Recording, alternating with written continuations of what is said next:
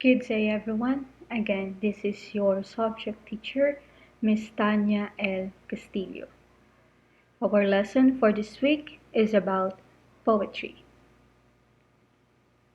Our lesson objectives are express insights on the different definitions of poetry, describe some of the elements of poetry and their importance to creative nonfiction, compare and contrast how literary elements are used in different genres. Identify the elements, themes, and techniques used in poetry. Analyze and interpret the theme and techniques used in a particular text.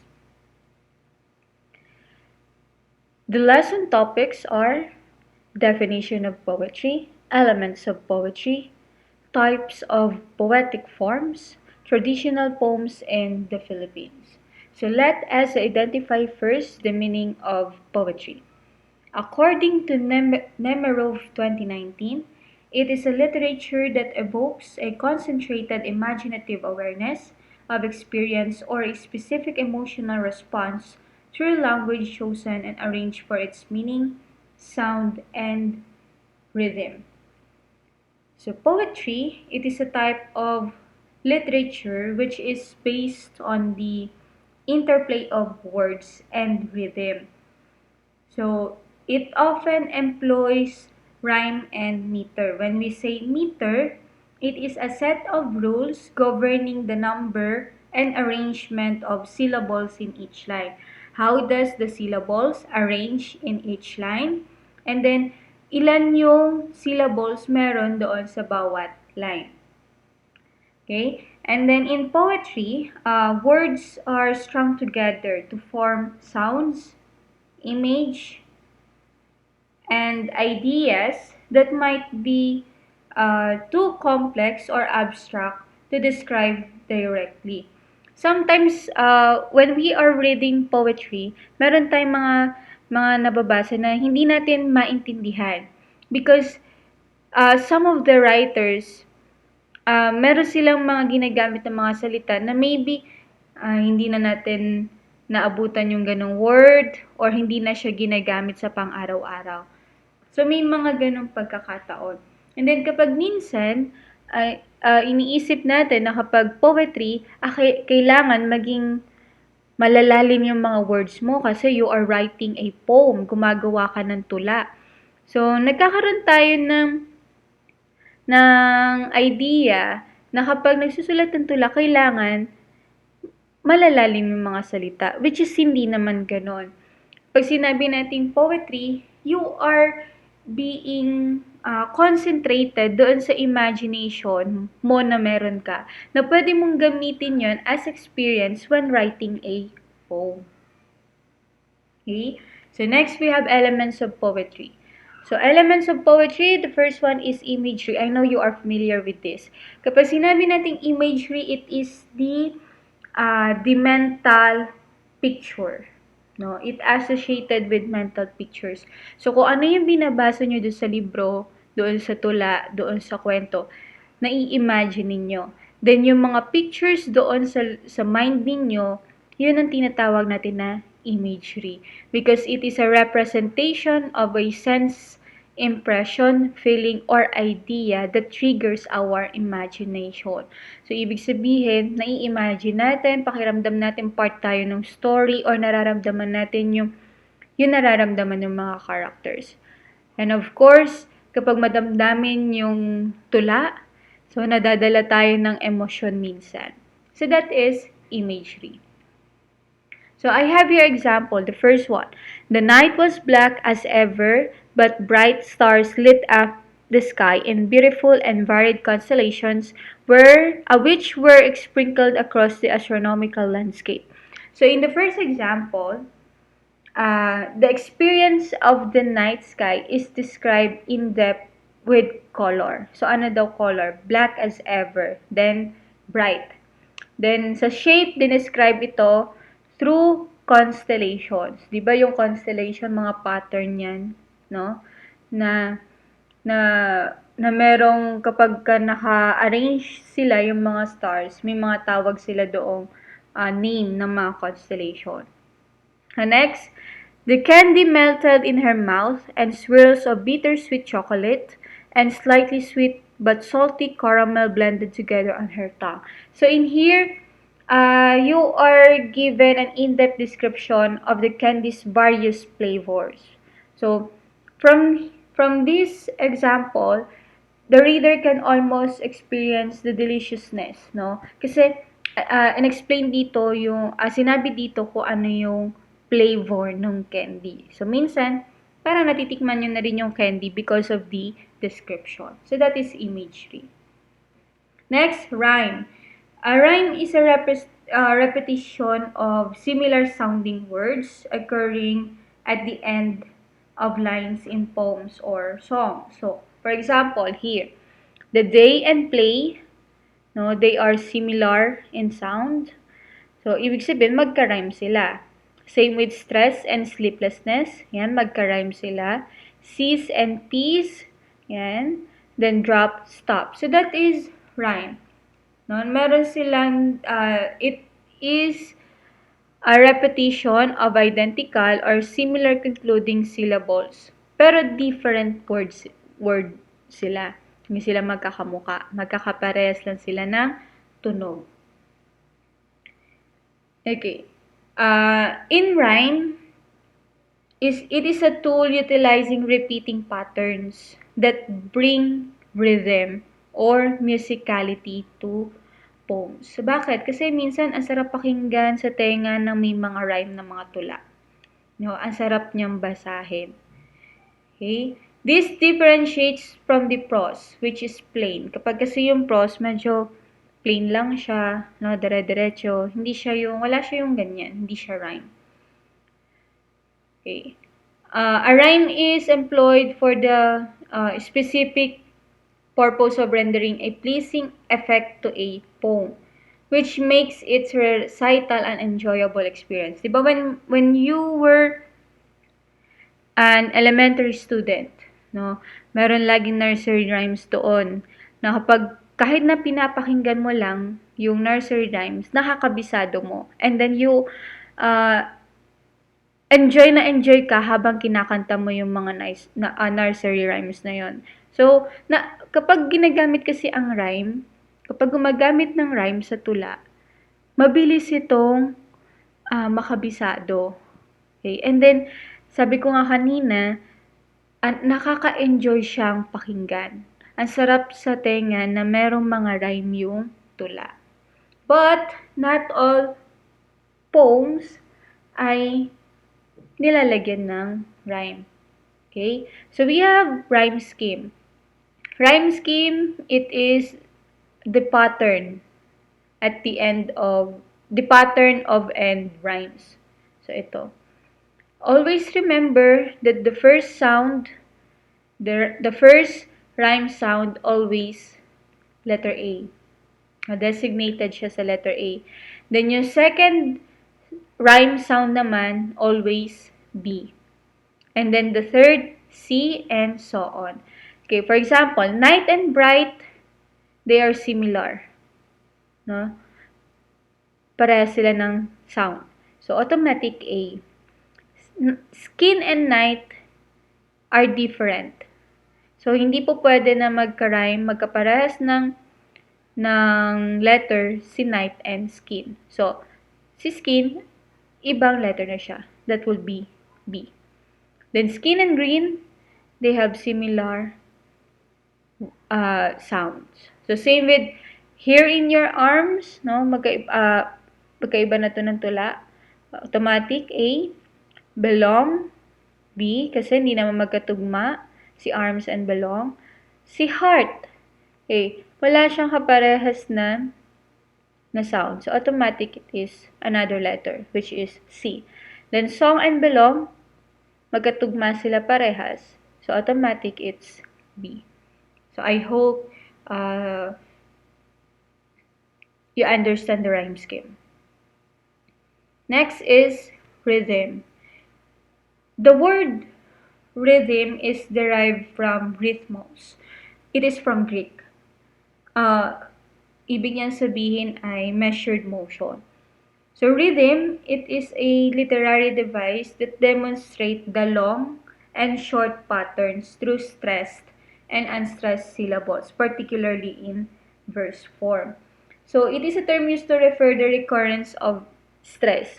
So gumagamit ng stress to point out the meaning and to express the feeling nung character or nung persona and also the point of view of the writer.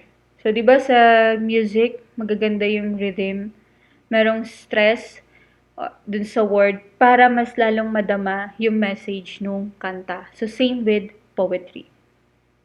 Sa sura and the rhythm, it is a strong pose. Kapag may nakita kayong ganitong mark, yan, ibig sabihin you have to pause. Okay. It refers to a break or pause in the middle of a line or verse. So, for example, in this Winter's Tale by William Shakespeare, it is for you we speak, pause, not for ourselves. You are abused, and by some put her on. So, kapag may mark na ganyan, it means you have to pause a little while.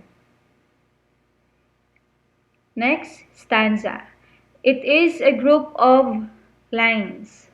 Okay, automatic, if there is a stanza, ang stanza po ay binubuo ng mga lines. And then, meron tayong iba't ibang tawag. Depende sa number ng lines sa bawat stanza.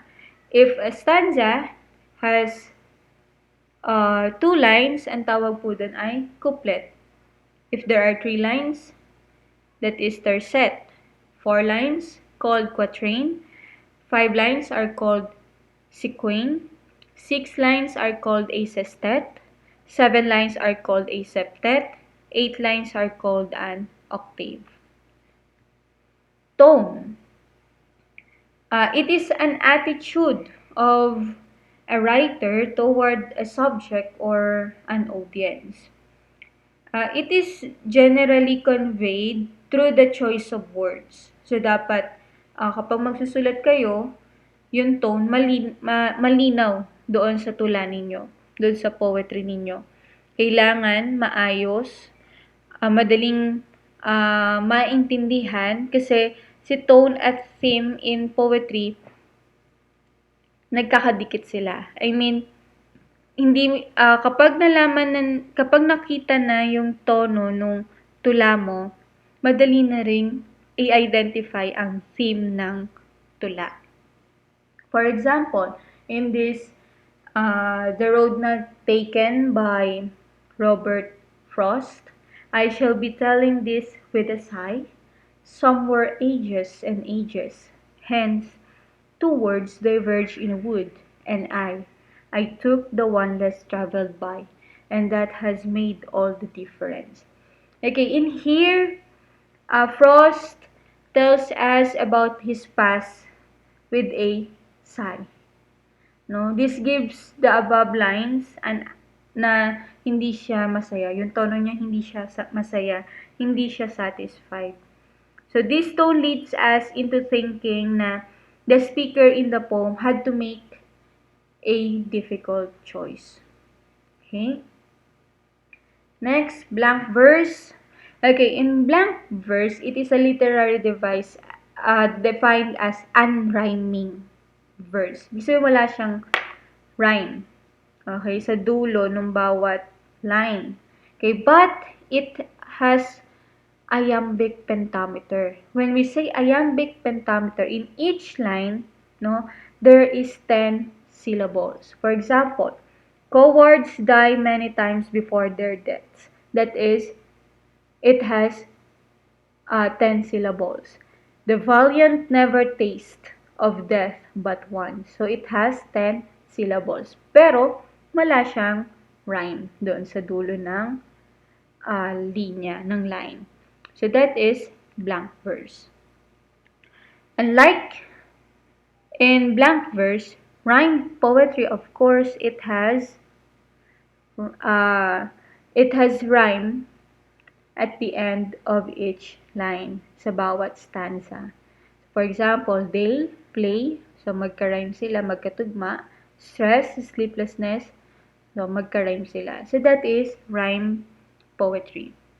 Free verse. In Filipino, it is malayang taludturan. It could be defined as poetry that is free from limitations of regular meter or rhythm. It does not have rhyme and fixed form. So, malaya. So, kaya siya free, malayang taludturan.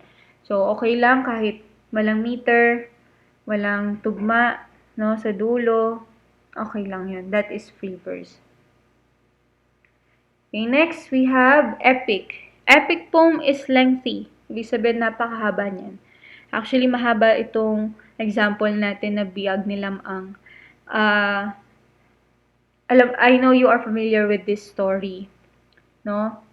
An epic, it is a narrative work of poetry that typically details about the extraordinary adventure of the hero.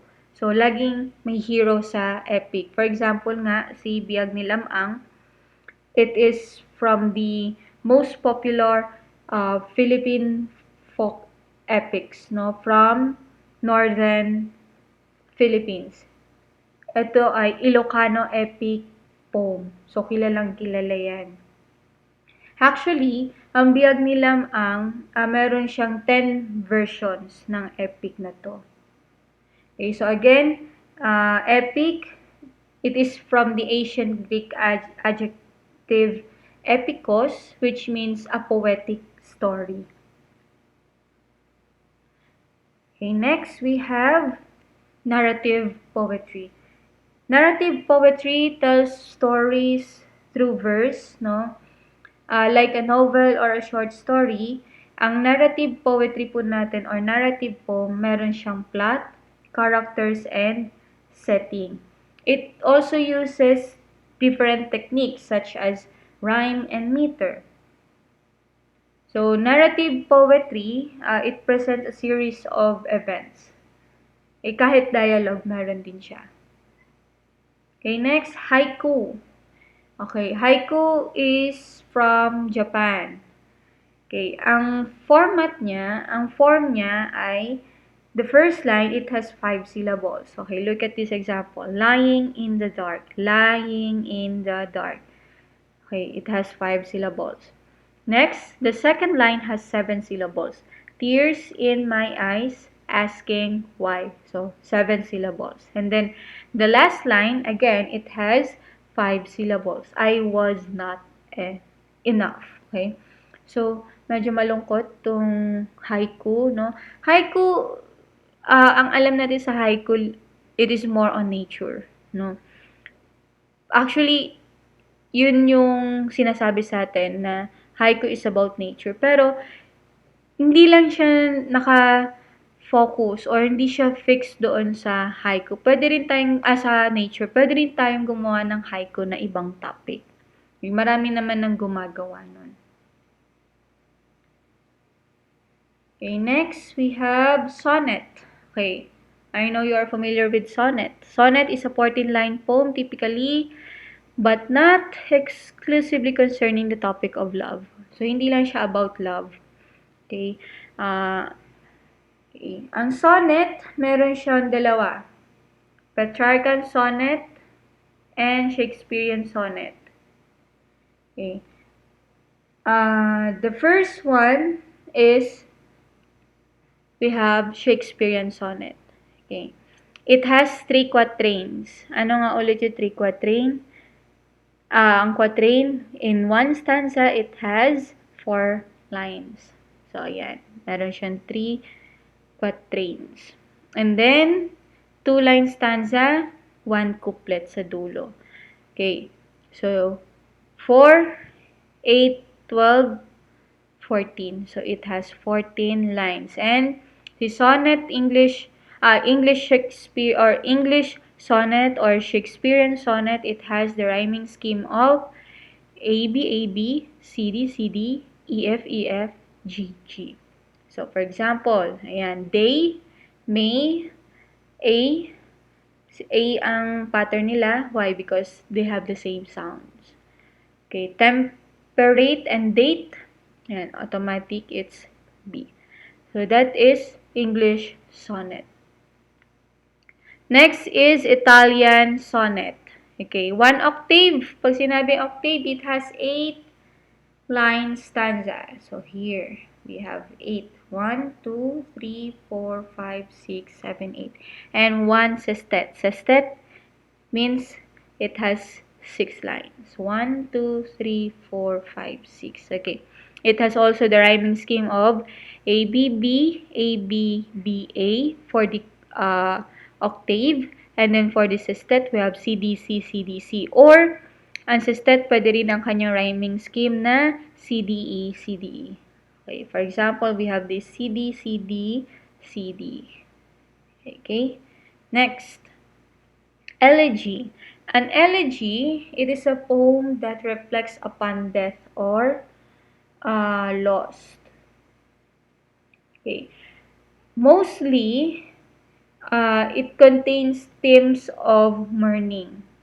No, yung malungkot. Bakit? Kasi merong namatayan. Okay, gumagawa ka ng tula para dun sa iniwan mo. O para dun sa naiwanan. Okay, na mga mahal sa buhay. Okay, an example here is "O Captain, My Captain" by Walt Whitman. Okay, during the Civil War, Walt Whitman volunteered as a nurse for wounded Union troops. No, he was deeply committed to the cause of the war and a proud supporter of Abraham Lincoln. Then, many years after Lincoln's death, Whitman wrote this elegy as a tribute to his fallen leader. So, inalay niya tong tula na to para sa kanya, para kay Abraham Lincoln. So, expressing the sense of loss and perseverance felt in the North after the war's final tragedy. So, always remember that elegy, it is a poem of mourning. Okay, next we have limerick. Okay, limerick, it is a 5-line poem. It is also called a witty poem. Why? Because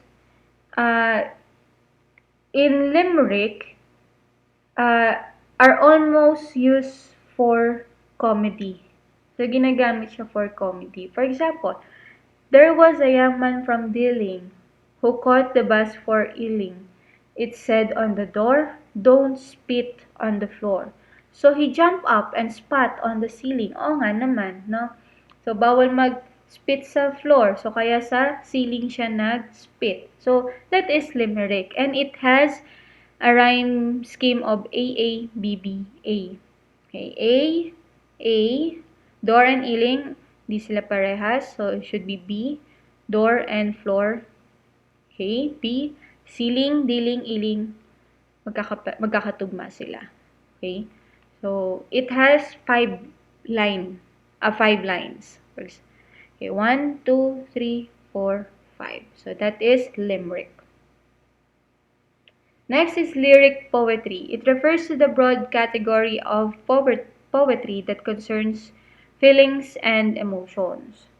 Okay, so the poet also presents a character in the first person. Tandaan, first person.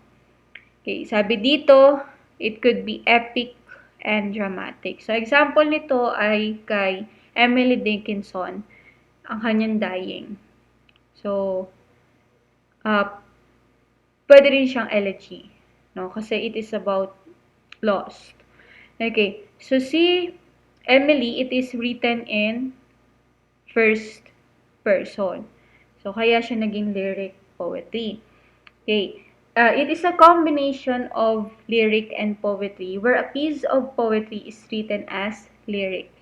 Kaya, di ba may mga kanta minsan? May mga tula minsan na pwedeng kantahin. Okay. Lyric has been derived from lyre, okay, a musical string instrument used during the Grecian period. Okay, kaya may kung mapapansin niyo sa mga mythology, lagi doon may mga lyre, no? Kasi ancient siya eh. Matagal na siyang ginagamit. So, lyric poetry, It is a private expression of emotion by an individual speaker. Okay, it is highly musical and can feature poetic device like rhyme and meter. Kaya nga 'di ba yung minsan yung mga kanta, merong mga rhyme, meron din mga merong rhyme and meter. So pwede rin silang maging tula. Next is ballad. Ballad, uh, it is a poem that tells a story, but not always in four-line stanzas. So, hindi lang siya palagi sa four-line stanzas. Okay? And the ballad form is enormously diverse, and poems in this form may have any one of hundreds of different rhyme schemes and meter. Okay, so the ballad typically refers to the relatively short lyrical poems. Ang ballad sikat to during ancient times. Pero dahil nga medyo modern na, hindi na to masyadong napapansin or hindi ito nagkakaroon na ng matunog na pangalan sa mga poetic forms. So, it is also more on musical and poetic. Soliloquy is a monologue, okay, in which a character speaks to him or herself, expressing inner thoughts that an audience might not otherwise know. So, ito yung nagsasalita mag-isa. Okay, minsan hinakausap niya yung sarili niya. Okay, the word soliloquy is derived from the Latin word solo, which means to himself. Okay, and loquer, which means I speak. A soliloquy is often used as a means of character revelation or character manifestation to the reader. So, soliloquy, it is a monologue, yung nagsasalita, na merong isang scene na nagsasalita lang yung character patungkol sa kanya or patungkol sa nararamdaman niya, sa feelings niya, sa experience niya. For example, from William Shakespeare, Romeo and Juliet, si Juliet ang nagsasalita dito. Or Romeo, Romeo, wherefore art thou Romeo? Deny thy father and refuse thy name. Okay. Or if thou wilt not, be but sworn my love, and I'll no longer be a Capulet. Okay. In this, Juliet was thinking aloud about the traditional enmity between Romeo's clan and her family, okay, expressing her hopelessness about the success of their love. Kasi nga, hadlang yung family nila sa pagmamahalan nila. Okay, so now let's have the traditional poem in the Philippines. I know you are familiar with this. It was discussed on your malikhaing pagsulat subject. Okay, Tanaga, it is a type of short Filipino poem consisting of 4 lines. For example, so it has 4 lines, Tanaga po yan, with 7 syllables each. Okay, 1, 2, 3, 4, 5, 6, 7. So, katitibay katulo, 7 syllables. Sakaling datnang agos, 7. Ako'y mumunting lumot, 7. Sa iyo'y pupulupot. Okay. Remember that Tanaga, it is a Filipino poem that consists of 4 lines with 7 syllables each. Dalit. Okay. In Dalit, it is a Filipino poem which has 4 lines also but with 8 syllables. Okay, ang sugat ay kung tinanggap, 8 syllables. Di daramdamin ang antak, 8. Ang aayaw at di mayag, 8. Galos lamang magnanaknak. So that is Dalit, an example of Dalit. And then Diona, it's a type of short Filipino poem consisting of 3 lines with 7 syllables. Okay, for example, magkapatid mang buo, 7. Kundi kapuwa suyo, 7. Parang pinsang malayo. Okay, so those are the traditional poems in the Philippines. So I hope you learned something today, and I know you are having a hard time at this situation of pandemic, and I pray na maging healthy kayo at maayos sa inyong bahay.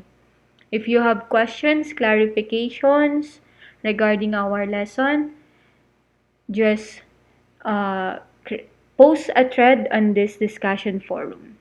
Okay, have a nice day, everyone.